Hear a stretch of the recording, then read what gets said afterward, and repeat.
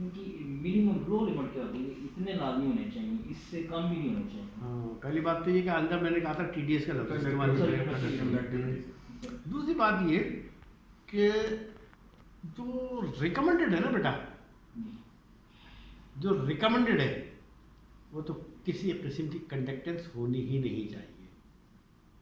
ये जितने power project दुनिया भर में चल रहे होते हैं ना, इनकी कंडक्टेंस होती है, कंडक्टिविटी होती है 0.5 से कम, लेस देन 0.5 पर डीमिल वाटर के साथ। लेकिन वहाँ पर इस्तेमाल होता है डीमिनरलाइजेशन प्लांट होता है, स्ट्रॉन्ग कैटायन हो गया, स्ट्रॉन्ग एनाइन होते हैं, उसके बाद मिक्स बेड लगा होता है, ठीक है ना। तो वो वहाँ पर ये सारी चीज़ें कम हो जाती हैं। लेकिन आप इफोर्ड नहीं कर सकते, इमरान साहब इफोर्ड नहीं कर सकते। तो क्या कहते हैं कि दो बुराइयों में से छोटी बुराई कबूल है, बड़ी बुराई, ठीक है ना। वैसे साइंटिफिक वे में आप अपने सिस्टम के अंदर जो इंटरनल वाटर ट्रीटमेंट का पानी है उसके अंदर कंडक्टेंस जो है वो लेस देन 0.5 होनी चाहिए। जितने पावर स्टेशन है वो सब लेस देन 5। इनकी जो बॉयलर की कंडक्टिविटी होती है ना वो ज़्यादा से ज़्यादा 6 से ज़्यादा नहीं होती। 10-12 हो जाए ना तो वो पावर स्टेशन बंद कर देते हैं, ठीक है ना।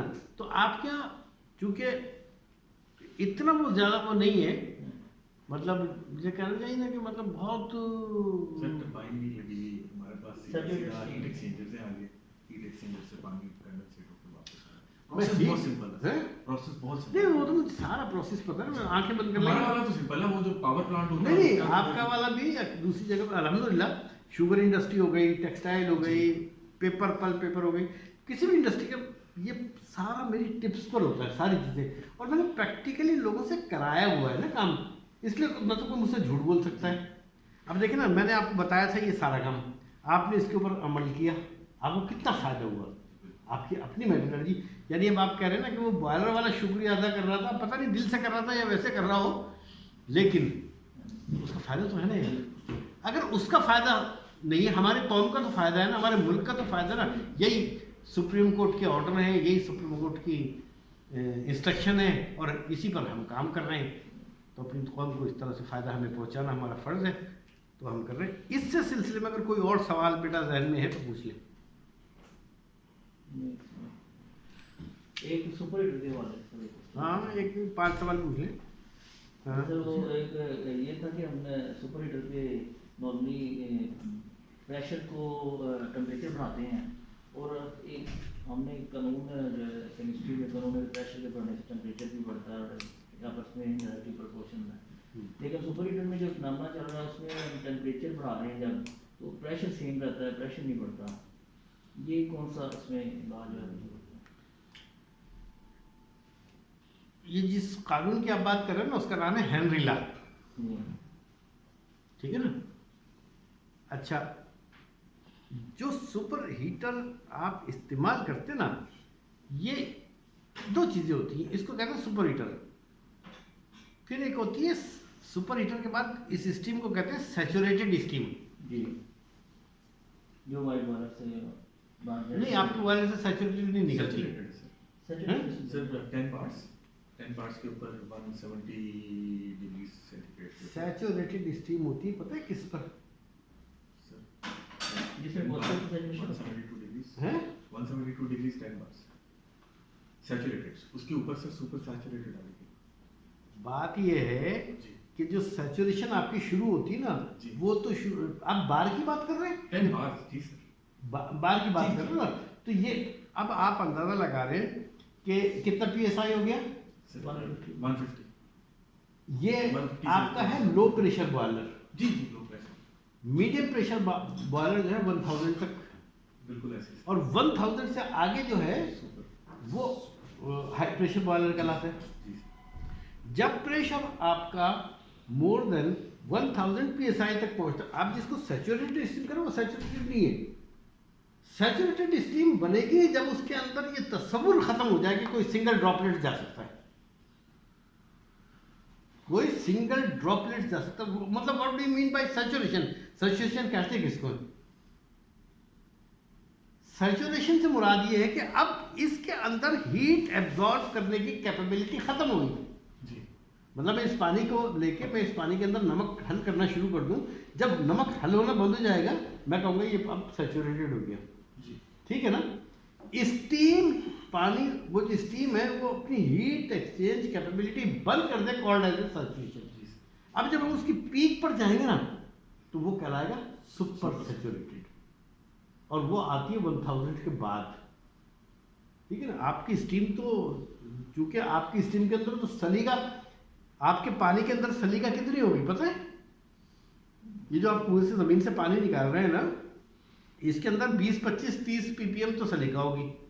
जब ये बॉयलर के अंदर जाती है और एवोपरेशन होती रहती है, स्टीम बनती रहती है, तो ये 20, 25 से बढ़कर कहीं जाके 300, 400 इसके अंदर सलीका होगी। ठीक है ना। तो ये कुछ ना कुछ सलीका इसके साथ वोलेटाइल, इसीलिए तो इसके अंदर हमने ये फ्री हाइड्रोक्साइल आयन रखे। आप समझ रहे मेरी बात ना। तो ये आपका बहुत ही लो प्रेशर बॉयलर है। आपका सवाल ये था कि उसका प्रेशर नहीं बढ़ रहा। आपका सवाल ये था कि सुपर हीटर, तो आपका ये आपका वाटर ट्यूब है, फायर ट्यूब है? ये तो फायर ट्यूब है, फायर ट्यूब। फायर ट्यूब में सुपर हीटर कैसे लगाया उसने? नहीं ये तो वैसी नॉलेज के लिए पूछ रहे हैं। कारण कि एक एक्स्ट्रा क्वेश्चन है सुपर अच्छा, हीटर। हमारे पास नहीं लगा हुआ, हम 10 बार से ऊपर नहीं जाते सर। ये वैसी अपनी नॉलेज के लिए। अपनी नॉलेज के लिए, नॉलेज के लिए तो 17.5 रुपए निकाले ना यार फिर आप पहले। सर अब आप निकल आएंगे, आप 35 हो गए। नहीं कैसे अब निकल सर। अब ये अंदाजा कर लें आप बेटा, ये अंदाजा कर लें कि सुपर सैचुरेशन स्टीम तो होती है थ्रू, या सैचुरेटेड स्टीम होती है थ्रू वाटर ट्यूब बॉयलर। एक बात। और एक फर्नेस के अंदर आप 5 से 7 या 2 या 3 सुपर हीटर लगा सकते हैं। जो सब सुपर हीटर लगता है ना, जो सबसे ज्यादा फाइनली, वो कहाँ लगता है?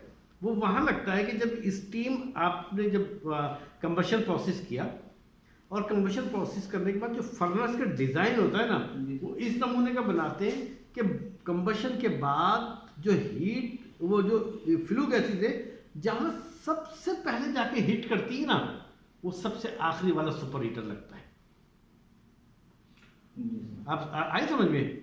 कैसे कि मैंने किसी चीज के ऊपर जाकर राइफल से गोली चलाई, तो जब मैं दीवार पर जाके लगाऊंगा, मारूंगा ना, तो सबसे ज्यादा प्रेशर कहाँ होगा? वहां दीवार पे। है ना? सबसे ज्यादा हीट एनर्जी कहाँ होगी? कि जहां फ्लू गैसेस सबसे पहले जाके हीट करती है। यानी किसी के अंदर 5 सुपर हीटर लगे हुए, तो पहला लगा होगा उस कोने पे, दूसरा लगा होगा इस कोने पे, तीसरा लगा होगा इस कोने पे, और चौथा वहां लगा होगा कि जहां सबसे आखिर में, वो सबसे पहले फ्लू गैसेस टकरा रही है, जहां सबसे ज्यादा हीट एनर्जी होगी, यहां से टकरा के उधर जाएगी, वहां से जाके वहां टकराएगी, वहां से यहां टकराएगी, और फिर आखिर में इस पे आएगी। तो ये सबसे ज्यादा टेम्परेचर प्रेशर यहां बिल्डअप होगा। समझ गए ना। ये सुपर हीटर होगा, और ये होता ही उस जगह है जहां ये फर्नेस वाटर ट्यूब वाला हो, फर्नेस। ठीक है ना। और ये होती है ये जो होती है ना सारी चीज, ये होती है थ्रू रेडिएशन। कैसे होती है? Through radiation. और इसके अंदर रोल कौन प्ले करता है? नाइट्रोजन गैस ऐसे कैरियर काम कर रही होती है। सही है। Nitrogen gas as a carrier काम कर रही होती है, वरना आग वहां जलाते हैं, यहां गर्मी कैसे आ जाती है? तो 78% जो नाइट्रोजन गैस होती है इस कंबशन प्रोसेस के अंदर, वो एज ए कैरियर काम कर रही होती है, क्योंकि इनर्ट गैस है ना, खुद तो रिएक्शन में हिस्सा नहीं लेती, लेकिन वहां से लेके यहां तक तो पहुंचा सकती है ना। मतलब ऐसे ही है कि जैसे आप कार में जा रहे हो, तो कार में जाने में आप किसी आदमी को लिफ्ट दे, तो उसको आप अपने कंधे पे तो नहीं उठा रहे, है ना, लेकिन आप किसी को फायदा पहुंचा रहे हैं, आप किसी के लिए कैरियर बन गए उसको वहां तक पहुंचाने का। पेट्रोल आप अकेले जाएंगे कार में, जब भी उतना ही जलेगा, और किसी को बिठा लेंगे जब भी उतना ही जलेगा। ठीक है ना। तो ये जो है ना कैरियर के तौर पे काम होती है। और कोई सवाल? पक्की बात है, देख लें। 17.5 रुपये अब आप